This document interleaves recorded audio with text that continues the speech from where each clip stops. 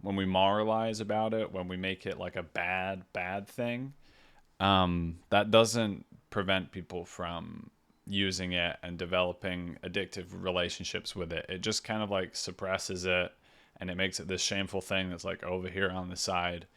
Um, and it's really conducive to a fragmentation for people who do still engage with it. So I think generally that moralizing about pornography addiction for men is completely unhelpful to the stated goal of increasing awareness around it and actually finding like a more wholesome um, way of life. I've come to realize recently that a lot of guys have been addicted to pornography from a really young age, really like in the early teens, in a period where the brain is still developing, where the psyche is still developing.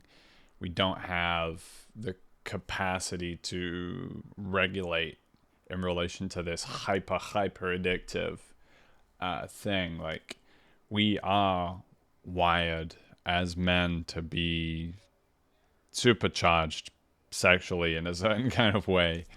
There are things about women's bodies and sexuality that are super salient to us, and they will just grab us, especially when we have this like rising testosterone and all of this stuff going on.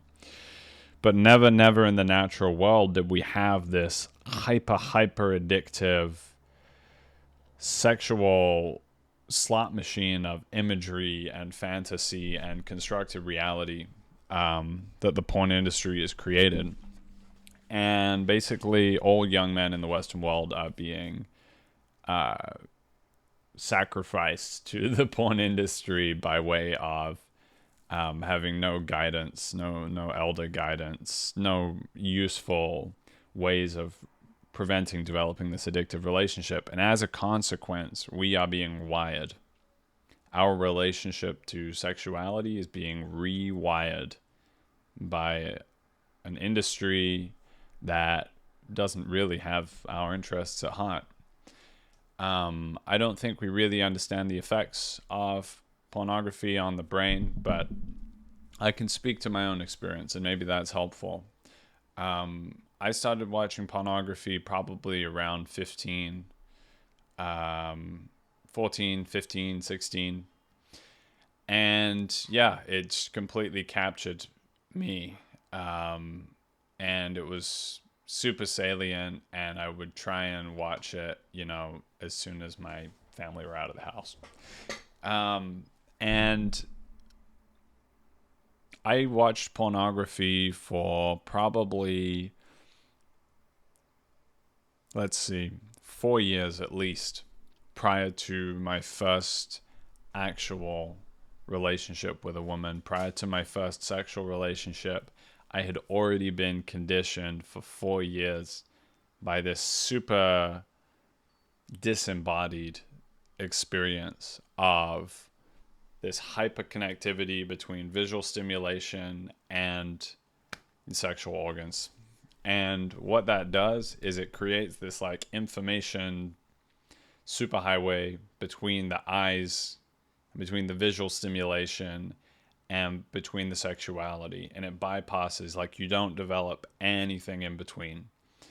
In addition to that, you develop this very like subject object separation with whatever you're in relationship to, because that's what pornography trains. You're not relating to a person, you're not relating to a personality, to a context, to a story. It is pure image. And in that sense, it is pure objectification. The person literally only serves as the fantasy, and they don't encounter anything from you. You're also not having to show up relationally. You're not having to express vocally. You're not having to move with them. And as a consequence of that, what I believe pornography is doing is effectively creating sexual autism in men, which tongue in cheek, but there is something kind of autistic about the kind of sexuality that's being cultivated within us. And I can remember distinctly once I actually had my first girlfriend, thank God. that there was this process of starting to deconstruct and like come into my body, because even once I had a real relationship, my relationship to my sexuality was so conditioned by pornography that like it took some time. I couldn't ejaculate except for with my entire body like completely straight and kind of like tensed up, at least in the very early stages, and it took a while to actually come into some degree of normalcy. Another dimension of the effect of pornography that I think is really important to recognize is that it does create weakness. It reduces our overall sovereignty, our coherence, our capacity as men is diminished, because we're participating in an addiction that most of us on some level know we don't want to be. There's a lot of us who are out here like knowing this is not good for us, knowing this doesn't generate energy, it saps energy, but we're still going back to it, and we don't know how to break the fucking cycle that we're in. And so it's not helpful in that regard. Men want to become whole. Men want to become strong.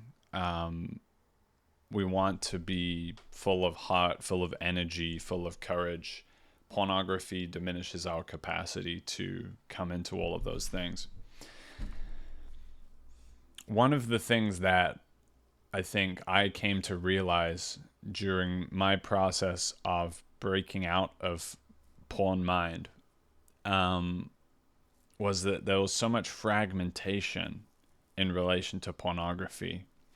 And part of the way I was able to do this is the fact that I was exploring psychedelics during university. I was having experiences with LSD and meditation. And these kinds of experiences were boundary dissolving. They were breaking down these arbitrary fragmentations and separations between different parts of my life. And lo and behold, pornography and my relationship to it was filled with fragmentation. So I started to recognize that I was compartmentalizing the pornography part of my life as if it wasn't part of everything else, as if all things aren't fundamentally interconnected. And I think vast numbers of men are doing the same thing right now.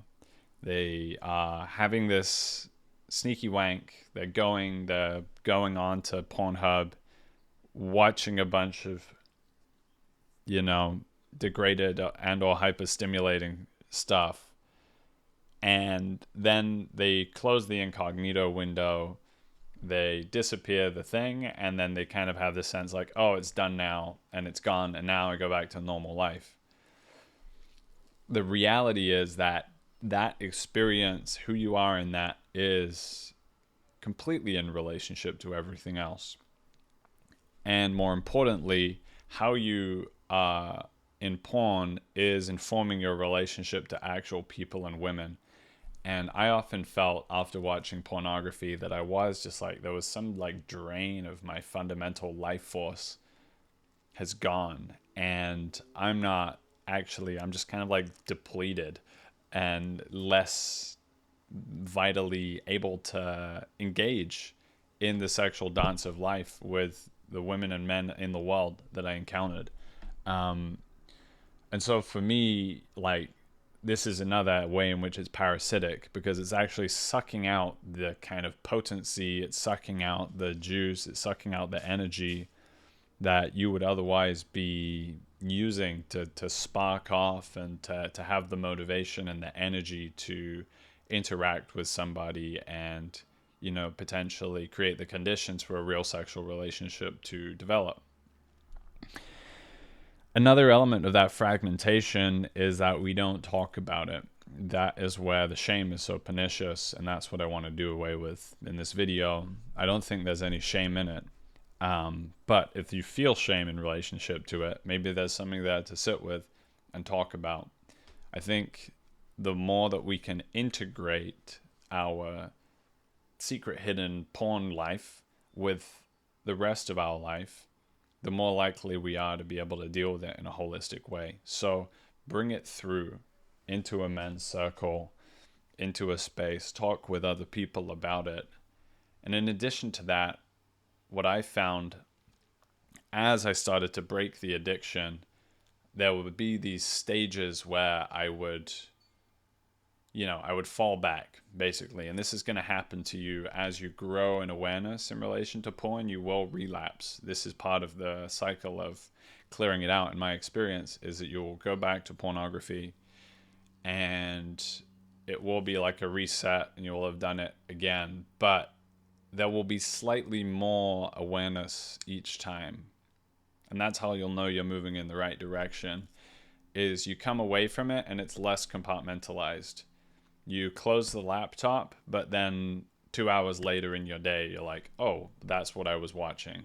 And what was going on there? And who the fuck are these people? And all of that stuff that you're just like having this secret life. No, like, let that recognition that this is a part of the wholeness of your awareness, of your psyche. This does flow into the rest of your day, and sit with that. And if you feel like very different in relationship to it 2 hours later and you're like, what the fuck was that? Then that's probably a good indication. Overall, I think that porn culture is cultivating a kind of simulated reality. And for those of us who want to connect with the real, it's very important that we begin to do that in relationship to porn. And so when you're entering into the porn reality, recognize you're in a simulation. Don't delude yourself. If you're going to do it, but don't delude yourself that this is a real thing. Remember context. Recognize that there are things outside of the camera that have gone on to create this situation. Try to think about, who's behind the camera and what's the underlying situation that has led to this person participating in this scene, and so on.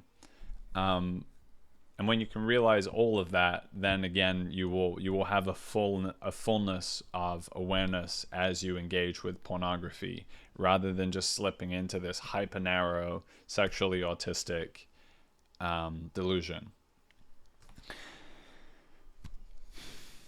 Pornography is, from my standpoint, principally a men's problem, but it's really a men and women's problem. And the reason that's the case is because all men in Western culture, I would say worldwide, but let's just start with what we know. All of our men are being conditioned by the addiction to pornography from a young age. This fundamentally reshapes their sexuality. And I am never going to be able to know what it would have been like to sexually develop without that exposure, without that addiction. Many of you are in the same boat. We'll never know. We can keep moving towards greater wholeness and fullness and sacredness in our sexuality, but we're not going to ever know what it would have been like to have our first sexual encounter without having watched pornography for years and years beforehand. And the reality is that every single woman is also having her body related to through the pornographic gaze. And in some cases, women are also watching and using the pornography as well. So they're subject to the same conditioning. And this is a real concern for me because it tears at the fundamental innermost fabric of our reality, which is intimacy. Intimacy is where the sacredness of life, where the mystery, where what makes all of this most true, most meaningful, most worthwhile, when two truly become one, that is a divine, that is a sacred thing. That is where life comes from. And pornography parasitically corrodes, it eats away at our capacity for sacred union, because we're profaning and profaning and profaning and profaning and profaning and creating this separation, this autism, this object-subject divide that prevents us from actually being in our body, in our fullness of feeling, whatever form it takes. Pornography is a simulation. Pornography is a manufactured caricature of a sexual experience. And accordingly, when we enter into a real sexual relationship, we will be attempting to perform an idea rather than to actually discover what wants to unfold with this particular person, this particular relationship at this particular time. And that can be very different to what shows up in a porn film. In addition to that, a lot of us carry sexual wounds and things of that nature, or they may not be sexual, they may just be wounds of the heart or different things, but in the intimacy of sexual relationship is where that healing becomes most possible. That's one of the most beautiful things about a sexual relationship, is that we can have that encounter that's healing. And again, pornography is preventing that possibility. It's kind of maintaining the sexual separation that could prevent a really profound experience of communion and healing from occurring. Lastly, I want to talk about the more masculine element of this that I haven't touched on so far, which is that when we masturbate, we are expending and expelling our seed, metaphorically and literally. This is something I've come to realize in the last year through many of the men in my men's work who've kind of helped me to understand the depth to which, our semen is our creative energy.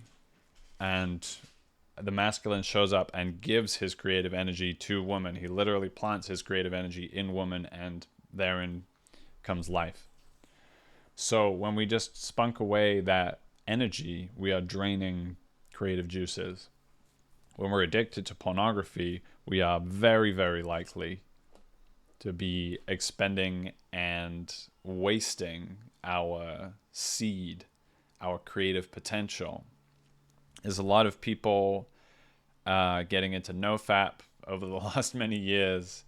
I'm not a nofap guy. I'm in favor of FAP as and when indicated, but I think that there is something to be said for retaining, conserving, and not willy-nilly throwing away the sexual energy. Part of why that's important is because you will build a reservoir of energy in your body that then becomes magnetic and creates the possibility of a connection with a woman. The other reason it's important is that when we maintain our sexual energy, when we maintain our energy as a whole and we're not leaking it through poor boundaries, through addictions, through binge eating and various things, we have more creative energy available in our system as a whole. And that we can begin to bring forth. We become these like reservoirs where flow can come out into writing, into conversation, into music, whatever it is.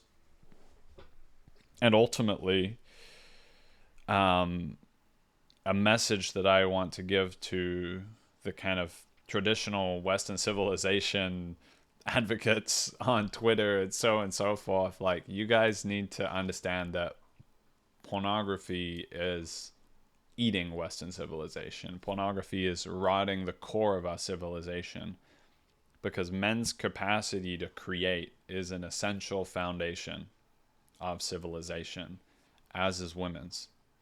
And when men are just spunking away all of their life force, they are going to become less creative. They are going to become less potent in their capacity to take risk, to take a stand, to be in their power, and to ground the good, the true, and the beautiful into the world through, sustained creative endeavor, through being able to show up in the long form. And that's why it's so important that we're able to develop an awareness around pornography, to hold it between all of us so that it's not just this off to the side thing, and ultimately get to a place where there's a possibility of a more wholesome and sacred sexuality that taps into much more power, much more healing, and much more aliveness than pornography could ever offer us.